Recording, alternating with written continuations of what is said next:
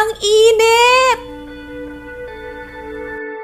Ang matinding pag-init ng temperatura at mahabang tagtuyot ay hudyat ng El Niño phenomenon na karaniwan tumatagal ng 6 hanggang 8 buwan.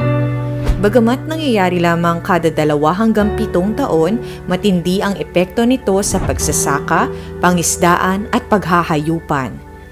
Dahil sa El Niño, nababawasan ng soil moisture at supply ng tubig kaya naaantala ang mga panahon ng pagtatanim. Bumababa ang ani, nagkakaroon ng mga sakit at peste sa pananim at alagang hayop at namamatay ang mga isda. Upang maibsan ang matinding pinsala ng El Niño, iminumungkahi ng Department of Agriculture ang mga sumusunod na paghahanda. Sa sakahan, gumamit ng mga drought-tolerant at early maturing na variety ng pananim. Magtanim ng short gestation o short cycle crops tulad ng munggo, mani at soybean. Gumamit ng crop rotation method upang makaiwas sa peste.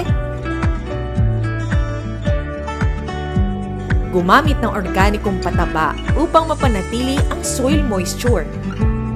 Mag-imbak ng tubig ulan.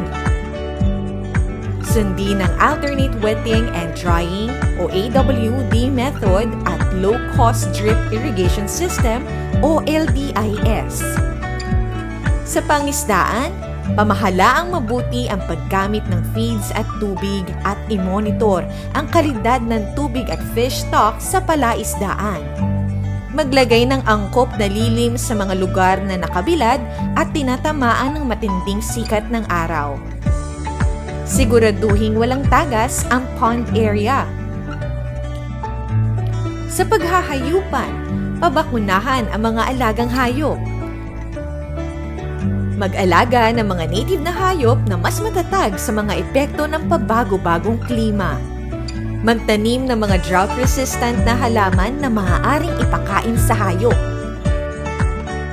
Sama-sama, itaguyod natin ang masaganang agrikultura at pangisdaan ng ating bansa tungo sa maunlad na ekonomiya. Sa panahon ng El Niño, maging handa at matalino.